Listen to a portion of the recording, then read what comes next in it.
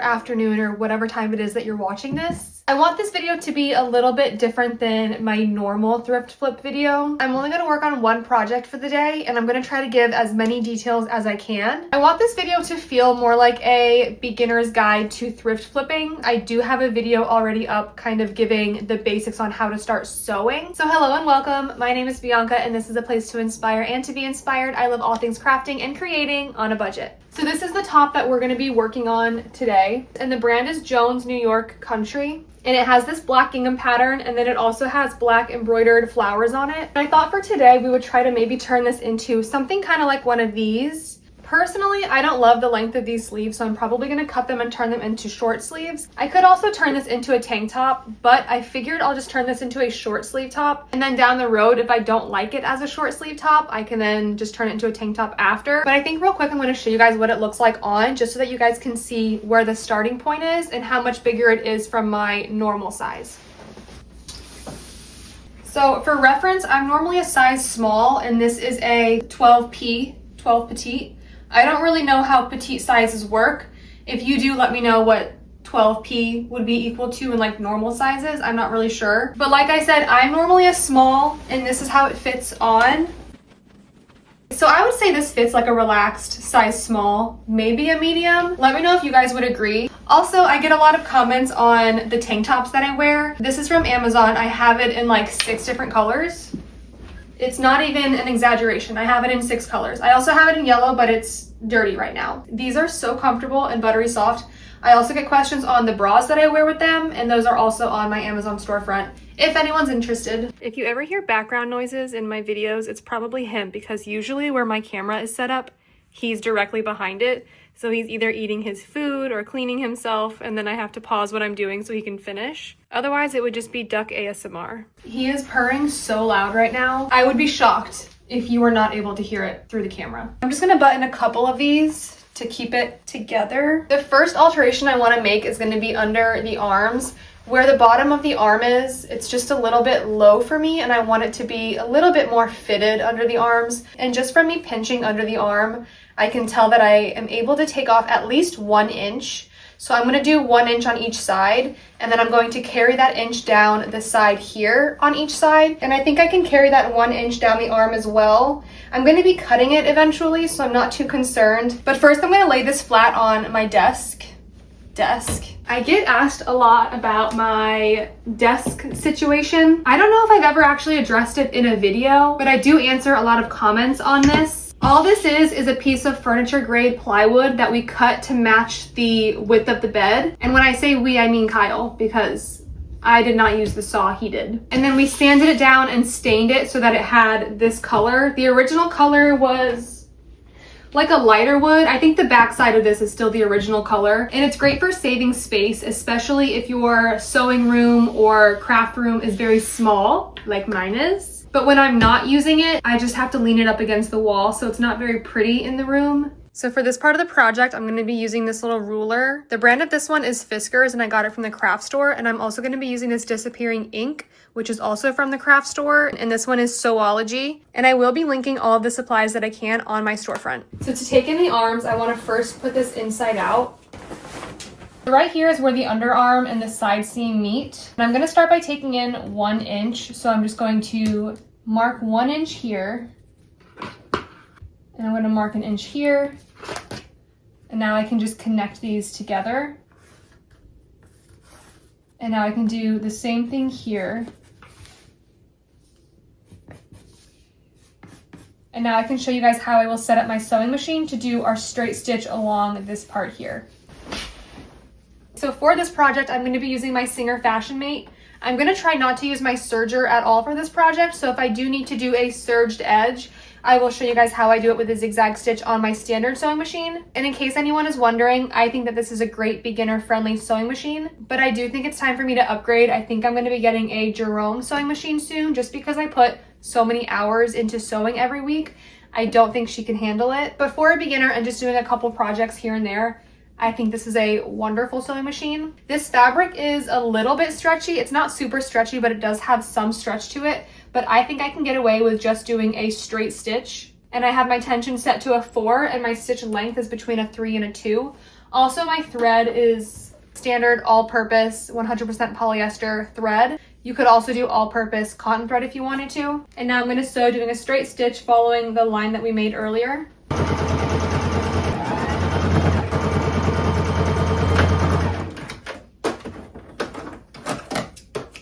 And before we cut off any of the extra fabric under the arm, I'm going to try it on just to make sure everything fits.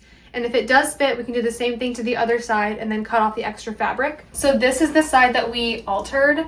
I'm not sure if it's going to be noticeable on camera or not, but this side is definitely more fitted under the arms than this side here. And if you notice any rippling under the arms, don't be alarmed. That will go away once we cut off the extra. So now that I know this is pretty much fitting the way that I want under the arms and at the side, we can go ahead and do the same thing to this side.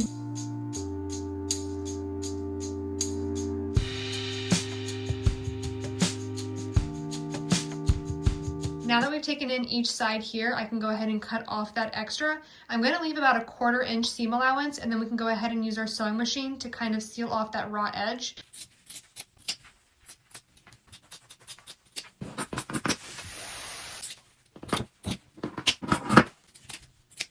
And this is about how much seam allowance I left on the sides. So now to seal off that raw edge and do like a faux serged hem, I'm going to lower my stitch length to a 1, and then I'm going to move it to a zigzag stitch. And I'm going to go right along this edge here, and I'm going to try not to go outside of this hem here. And also something that I want to mention, I don't know if this is the proper way or not, but it's something that I do. So to lock my stitch, I don't back stitch on a zigzag. I will turn it back to a straight stitch at the end and at the beginning while the needle's up, and then I can lock the stitch and finish it off that way. And it's really important to do this while the needle is up and not down. So I've already moved my needle up, I put it at a straight stitch. Now I can lock it, and now we're good. I did the same thing at the beginning as well, just to make sure it doesn't come unraveled, and now I will show you what this looks like. So when you're doing this with a sewing machine and not a serger, it's not going to look perfect and it's not going to look professional, but it does get the job done and it helps to prevent any fraying from this raw edge here. And now I can do the same thing to our other side. So now that we've worked on the sleeves, I want to start working on the neckline. So I'm going to cut this portion straight down to about here. And then from here, I'm going to curve down. So it's almost going to follow the shape of the bust, but it's going to have like a slight V-neck in the center. But I'm going to use my disappearing ink to mark how wide I want this to be. And for the neckline, I will be using bias tape. So I need very minimal seam allowance, like maybe, I think at most, I would only need like a 1/4 inch seam allowance. So I'm going to mark how wide I want the neckline to be. And then when I'm cutting, I will just add an extra 1/4 inch. So it's hard to see, but I made a small mark here and then a small mark here as well. Whatever I do to this side, I'm just going to mirror it on this side. And then I'm also going to mark where I want this curve to be for the sweetheart neckline.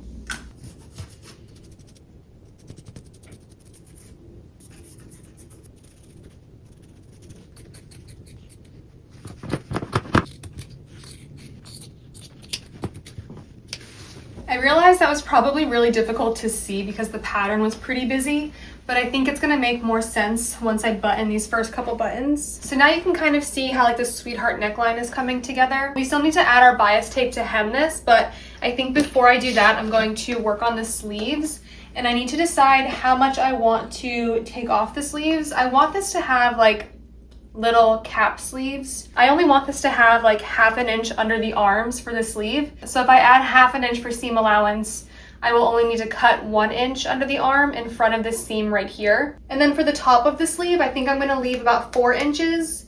And then after seam allowance, there'll be like 3.5 inches. And then underneath it will be like 1/2 inch. So I can turn this inside out again.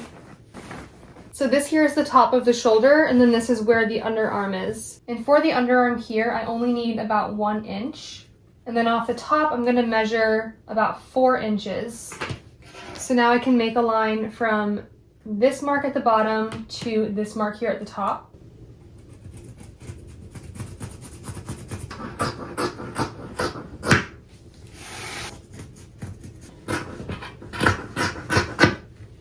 Now to hem the sleeve, I'm going to turn it inside out like this, and I'm going to roll it under twice, like this, and then I will do a straight stitch across.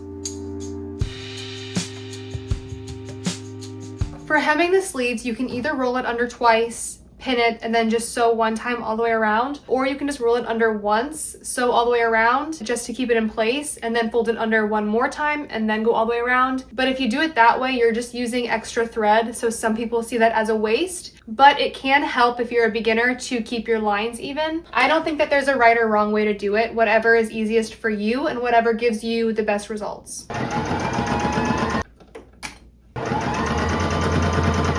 And here's how those sleeves look now from the outside. And then this is from the inside. Okay, progress update after hemming our sleeves. Duck, why are you crying? That's not even where the door is. So I think this length for the sleeves is perfect. Now we need to start working on the neckline. I have bias tape already, but it's double wide. And I want to try to find some thinner bias tape. So we're going to go to the craft store, see what I can find. I also have this scrap eyelet trim. It's from a different project, so I have a bunch of random pieces. I feel like I have enough here to add to the bottom and then along the neckline as well. But I think while I'm at the craft store, I'll look and see what the other options are, and maybe I'll pick up some more. LaCroix for the road.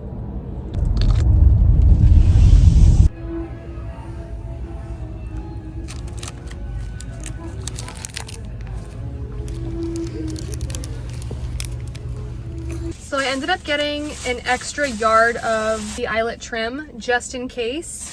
And then I got some thinner double fold bias tape, but this one is like an ivory color. And for the thinner bias tape, they only had two colors, white and ivory. The ivory is just gonna have to be good enough for this project. Luckily, it's going to be invisible and we're not gonna see it. It's just gonna be from the inside, so I guess it doesn't matter too much. So now we can go back home and I can show you guys how to apply bias tape.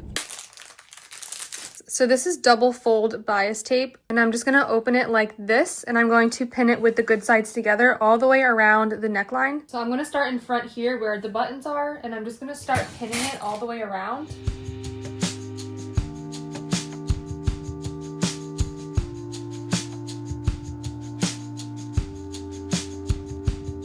Now we're just gonna sew along this top portion here.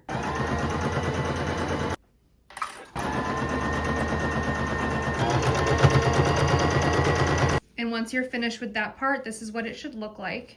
And now we're just going to fold it and we're going to sandwich that raw edge like this. And then we're going to fold it one more time. And now we can pin this all the way around. So from the inside, it will look like this. And then from the outside, it will just have a nice clean hemmed finish.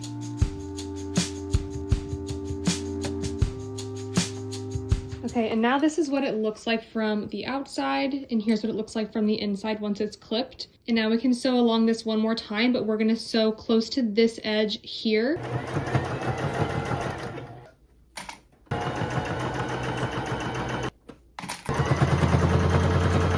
And now here's what it looks like from the inside, and then this is what it looks like from the outside. Okay, progress update after adding the bias tape around the neckline. I think it's looking good. I want to take in the sides a little bit more. Right now, it's just a smidge loose. And if you like your tops like this, you can just stop here. But I am gonna take in the waist just a smidge so that it's a little bit more tailored to my shape. For the waist, I don't need a lot taken off. I'm thinking maybe just ½ an inch on each side. And then I'll just taper it up a couple inches and then down a few inches because I don't need any more taken off here.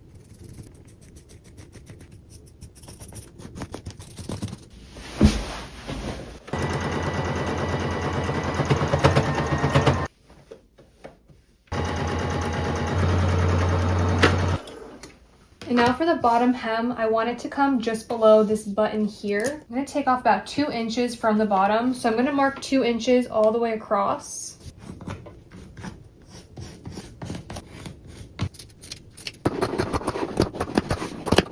And I have some extra bias tape, so I decided I'm just gonna use this for the bottom hem instead of rolling it under twice.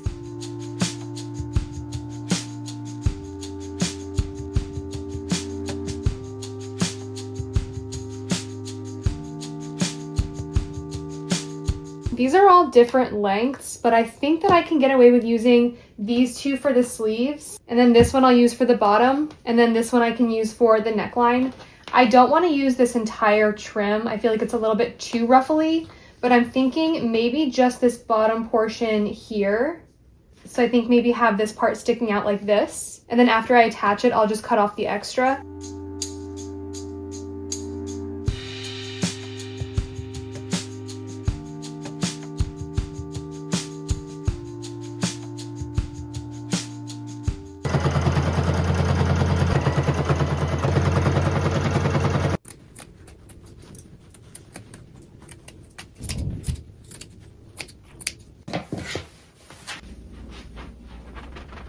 I think this turned out so cute. I do wish it was a smidge longer. I accidentally underestimated how much I needed for seam allowance, so after hemming it, it did end up being a little shorter than I wanted. So if you decide to recreate something similar, just keep that in mind. It's better to make it too long and then have to go back in and make it shorter than to make it too short, because you can't make it longer once you cut off the fabric. Just a little food for thought, but this is how the back looks. It's definitely a cottagey vibe, having the gingham and then the eyelet trim along the neckline and the armholes, but I think it's fun. So let me know if you guys liked the format of this video. I think in the future I want to do more thrift flip challenges, so I would love to know your suggestions on what kind of challenges I can do. I think it would be fun to thrift 2 different pieces and then combine them to make one piece. Maybe 2 contrasting colors or 2 similar patterns that would go together. I think that would be a fun project. I also want to do more thrift flips where I upcycle sheets and see how many pieces I can make out of one bed sheet. So let me know what your thoughts are on those ideas, and until next week, bye!